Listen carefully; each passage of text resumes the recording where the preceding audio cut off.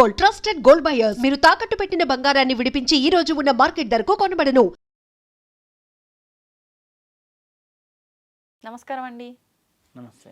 మనకు అమ్మవారి శక్తి పీఠాలలో కొన్ని ప్రాంతాల్లో గనక తీసుకుంటే పిఠాపురంలో కూడా అమ్మవారి శక్తి పీఠం ఉందని చెప్పి వింటుంటాము. అంటే అక్కడ ఉన్న అమ్మవారు ఎవరు? అంటే ఎక్కువగా ఒక్కొక్క శక్తి పీఠానికి ఒక్కొక్క కామ్యం కోసమో లేకపోతే వాళ్ళ ఇంట్రెస్ట్ ప్రకారం వెళ్తూ ఉంటారు. ప్రత్యేకించి ఇక్కడున్న అమ్మవారిని అంటే ఎటువంటి కామ్యం కోసం ఆరాధిస్తూ ఉంటారు? మామూలుగా శక్తి పీఠము అంటేనే ప్రతిష్ఠించిన వాటికన్నా కూడా ఎక్కువగా శక్తి దాగి ఉంటుంది అని చెప్పి, ఎక్కువ పవర్ ఉంటుంది అని చెప్పి అంటూ ఉంటారు కదా. దాని గురించి ఒక్కసారి వివరించండి. అంటే దీంతో పాటు అక్కడ మనకు ఆ ప్రదేశంలో మిగతా విశేషమైన ఆలయాలు కూడా ఇంకా చాలా చాలా ఉన్నాయంటారు. వాటి గురించి వివరించండి. ఓం శ్రీ గురుభ్యో నమః. పిఠాపురము అనేది చాలా విశేషమైనటువంటి స్థలం.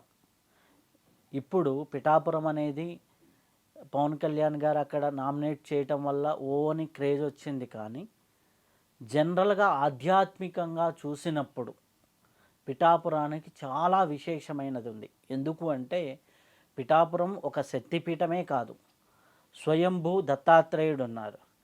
గయల్లో పాదగయా క్షేత్రం, మాధవుల్లో పంచమాధవుడు. అలాగే మనకి ఇంకా చెప్పాలి అంటే దత్త అవతారమైనటువంటి శ్రీపాద వల్లభుల వారు జన్మించిన ప్రదేశం. ఓకే. అలాగే మనకి గోపాల్ బాబా రీసెంట్గా మనకి గత 6-7 సంవత్సరాల క్రితం వరకు ఉన్నారు, 2015-16 వరకు వారు జీవించిన ప్రదేశం. అక్కడ ఇన్ని విశేషాలు ఉన్నాయి పిఠాపురానికి. పిఠాపురం అనేది ఒక చెప్పుకోవాలంటే ఒక టెంపుల్ హబ్ అన్నమాట. మీకు దీంట్లో ముఖ్యంగా మీరు శక్తిపీఠం అడిగారు. మనకి పురుహూతికాదేవి అంటారు. పురుహూతికాదేవి అంటే మనకి శక్తిపీఠాల్లో 10వ శక్తిపీఠం కింద చెప్తారు పిఠాపురాన్ని. అది మనకి అక్కడ ఉన్నటువంటి కుకుటేశ్వర స్వామి ఆలయంలో మనకి శక్తిపీఠం యొక్క ఆలయం ఉంటుంది. మనకి కుకుటేశ్వర స్వామి ఆలయం యొక్క విశేషం ఏమిటి అంటే అది ఒక శివాలయం. ఆ శివాలయంలో ఏంటి అంటే మనకి గయాసురుడు అనేటటువంటి ఒక రాక్షసుడు పూర్వంలో తపస్సు చేసి ఒక అనేక సిద్ధుల్ని శక్తుల్ని పొందుతాడు. అంటే రాక్షసుడు అంటే ఏదో నెగిటివ్ కోణం అని కాదు, పాజిటివ్ కోణంలో ఎన్నో చేసిన రాక్షస తత్వం కాబట్టి దేవతలు అతన్ని సంహరించాలి అనుకుంటారు. సంహరించాలి అనుకున్నప్పుడు అప్పుడు దేవతలు వచ్చేసి ఆయన దగ్గరికి వచ్చి, ఎవరు బ్రహ్మ విష్ణు మహేశ్వరులు ముగ్గురు వచ్చేసి మేము ఒక యజ్ఞం చేయాలనుకుంటున్నాం, ఆ యజ్ఞం చేయడానికి పవిత్ర ప్రదేశం కావాలి అంటే పవిత్ర ప్రదేశం ఎక్కడ ఉంది అంటే నీ శరీరమే అంటారు. ఆయన శరీరాన్ని పెంచితే శిరోభాగం మనకి గయా అంటే బీహార్లో ఉంటుంది. మనకి గయా అనే ప్రదేశం. మధ్య భాగం మనకి ఒరిస్సాలో వస్తుంది బ్రహ్మస్థానం. పాదాలు ఉండేది పాదగయ అన్నమాట. ఈ 3 ప్రదేశాల్లో బ్రహ్మ విష్ణు మహేశ్వరులు, పాదాల దగ్గర శివుడు, మధ్య భాగంలో బ్రహ్మ, శిరస్సు దగ్గర విష్ణుమూర్తి. వీళ్ళు ముగ్గురు యజ్ఞ కుండీలు పెట్టుకొని చేస్తుంటారు. అయితే వాళ్ళు ఒక కండిషన్ పెడతారు, 24 గంటలు కదలకుండా నువ్వు ఉండాలి అంటే సరేనని అలా శరీరాన్ని ఒప్పచెప్పి అలా ఆయన మీదనే హోమం చేస్తూ ఉంటారు. అయితే 24 గంటలు అయిపోతుంది, వీళ్ళకి ఆయన కదిలితేనే కదా ఆయన్ని శిక్షించడానికి కుదిరేది. కాబట్టి ఈయన కదిలేదానికి ప్రయత్నం చేస్తూ శివుడు ఏం చేస్తాడు అంటే కోడి రూపం ఎత్తేసి ముందరగానే కోడి కూసినట్టుగా కూస్తాడు. ఆ కోడి కూసినట్టు కోయటం వల్ల అది కుకుటేశ్వర స్వామి ఆలయం అయింది. అక్కడ కోడి కూతలాగా ముందర శివుడు ఉన్నాడు కాబట్టి అది కుకుటేశ్వర స్వామి ఆలయం అయింది. అయితే ఆ పాదాల భాగంలో నుంచి ఎప్పుడైతే శివుడు ఇలా చేశాడో తెల్లవారింది కదా అని కదులుతాడు. కదిలిన తర్వాత ఆ యొక్క గయాసురుడిని సంహరించడం అనేది జరుగుతుంది. ఆయన సంహరించేటప్పుడు ఆయన అడిగితే మీ ముగ్గురు ఎక్కడెక్కడైతే ఈ యజ్ఞాలు చేశారో అవి నా పేరుతో ఈ విరాజిల్లాలి అని కోరుకుంటే వాళ్ళు అలాగనే ఇస్తారు. ఇవి మన పెద్దలకి పిండ ప్రదానం చేసుకోవడానికి మనకి చాలా విశేషమైనదిగా చెప్తారు. మనకి గయ వెళ్ళి పిండం పెడితే చాలా విశేషం అంటారు. గయ అనేది మనకి కాశీ దగ్గర నుంచి చూసుకుంటే ఒక 4 గంటల ప్రయాణం. అక్కడ గయలో అక్కడికొచ్చేసరికి గయలో మనకి మాంగళ్య గౌరీ శక్తిపీఠం ఉంటుంది. విష్ణుగయ అది. అయితే అక్కడ విష్ణుగయలో అక్కడ చేసిన, బ్రహ్మగయలో చేసిన, లేదు మనకి వచ్చేసి పాదగయలో శ్రాద్ధ కర్మలు చేసిన చాలా విశేషంగా మనకి చెప్తారు. అయితే ఇది ఒకటైతే అదే ఆలయంలో శక్తిపీఠాల్లో శక్తిపీఠం ఉంటుంది. అలాగే ఆ కుకుటేశ్వర స్వామి ఆలయంలోని పక్కన చూస్తే దత్తాత్రేయులు వారు స్వయంభూగా వెలిసినటువంటి ప్రదేశం. దత్తాత్రేయులు అంటే గారు ఒకే ఆలయ ప్రాంగణంలో ఉంటాయి దత్తాత్రేయులు వారు.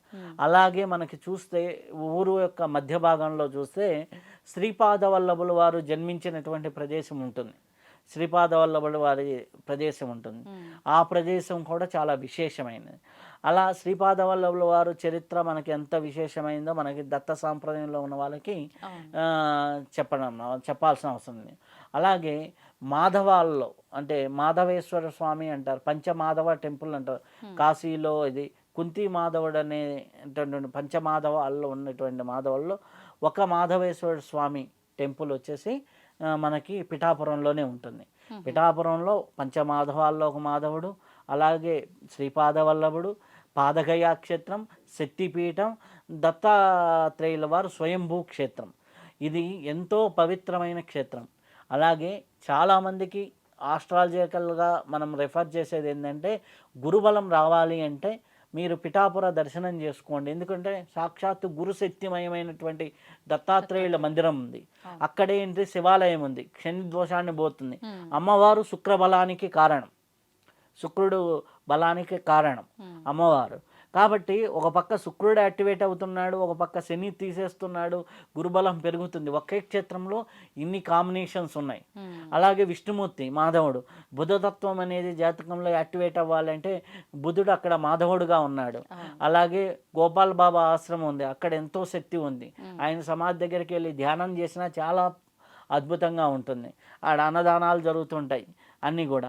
అక్కడి నుంచి 15 కిలోమీటర్ల దూరంలో సామర్లకోట క్షేత్రం ఉంటుంది. 15 కిలోమీటర్ల దూరం. అక్కడి నుంచి 30 కిలోమీటర్ల దూరంలో అదేది అన్నవర్ క్షేత్రం. అట్నుంచి ఇటు వస్తే దాక్షారామం 30 కిలోమీటర్లు. దాక్షారామం మరొక శక్తిపీఠం. పంచరామాల్లో ఒకటి దాక్షారామం. ఇటు సామర్లకోట అనేది పంచారామాల్లో ఒకటి. చూడండి, ఒక రోజులో ఒక 2 రోజుల వ్యవధిలో ఇన్ని క్షేత్రాలని తిరిగి రాగలిగినటువంటి ప్రదేశం పిఠాపురం. పిఠాపురం అనేది ఒక అద్భుతమైనటువంటి శక్తి క్షేత్రం. అలాగే ఇప్పుడే కాదు, మనకి చరిత్రలో చూసుకుంటే మనకి ఎంతోమంది ఎన్నో మహాయజ్ఞాలు జరిగినటువంటి ప్రదేశం. ఆ ప్రదేశంలో నిద్ర చేసినా కానీ మహా అద్భుతాలు జరుగుతాయి. అక్కడ పిఠాపురం వెళ్ళి దత్త చరిత్ర పారాయణ చేసిన, లేదు దత్తాత్రేయుల వారి దగ్గర దక్షిణామూర్తి స్తోత్రాన్ని పారాయణ చేసుకున్న, లేదా దత్తాత్రేయుల వారి వజ్ర కవచాన్ని పారాయణ చేసుకున్న, ఓం ద్రాం దత్తాత్రేయాయ నమః అని అక్కడ హ్యాపీగా రాసి ఉంటారు, ఆ మంత్రాన్ని చేసుకున్న, అక్కడ కొంతసేపు కూర్చొని ధ్యానం చేసుకున్న, అది ఏంటంటే చాలా అద్భుతమైనటువంటి క్షేత్రము పిఠాపురం. ఆ పిఠాపురం ఒక రకంగా ఆధ్యాత్మికతకి చాలా డెవలప్మెంట్కి కొద్దిగా తక్కువగా ఉంది, కానీ చాలామందికి తెలియదు. కానీ పిఠాపురం అనే అంత గొప్ప క్షేత్రం, అంత గొప్ప ధామం. దాన్ని చాలా అద్భుతంగా ఇంకా డెవలప్ చేస్తే చాలా బాగుంటుంది. ఆ క్షేత్రాన్ని ఉపయోగించుకుంటే దత్తభక్తులు ఎట్లా ఉపయోగించుకుంటున్నారు, ఎన్నో దత్త పారాయణలు, దత్త హోమాలు, లేకపోతే ఎన్నో యాత్రలు అక్కడ చేసేసి పిఠాపురంలో ఎన్నో సత్సంగ కార్యక్రమాలు ఎన్నో జరుగుతూ ఉంటాయి, మనకు తెలీదు. కానీ అంత అద్భుతమైనటువంటి ఆ క్షేత్రము అందరూ వెళ్ళి ఇంకా అద్భుతంగా ఉపయోగించుకుంటే వారికి గ్రహపరంగా ఉపయోగపడుతుంది, ఆధ్యాత్మిక పరంగా ఉపయోగపడుతుంది, సాధనాపరంగా ఉపయోగపడుతుంది, ధ్యానపరంగా ఉపయోగపడుతుంది, యోగపరంగా ఉపయోగపడుతుంది, మానసికంగా ఉంటుంది. ఇంకోటి పిఠాపుర విశిష్టత ఏంటి అంటే, మానసిక సమస్యలు ఎవరికైనా ఉంటే, మానసికంగా బాధపడుతున్న వాళ్ళు ఎవరైనా ఉంటే ఆ కుకుటేశ్వర స్వామి దేవస్థానంలోకి వెళ్ళి ఓ 10 నిమిషాలు కూర్చొని రండి. ఉమ్, 10 నిమిషాలు కూర్చోండి, మీ మానసికంగా మీ మైండ్ ఎంతో సెటిల్ అవుతూ ఉంటుంది. అలాగే ఎవరికైనా అసంతృప్తి ఉన్నవాళ్ళు, ఆందోళన ఉన్నవాళ్ళు, మానసిక శాంతి లేని వాళ్ళు అక్కడికి వెళ్తే సెట్ అవుతుంది. ఎవరైతే కుటుంబపరంగా ఘర్షణలు, భార్యాభర్తల మధ్య అన్యోన్యత లేని వాళ్ళు ఆ టెంపుల్కి వెళ్తే సెట్ అవుతుంది.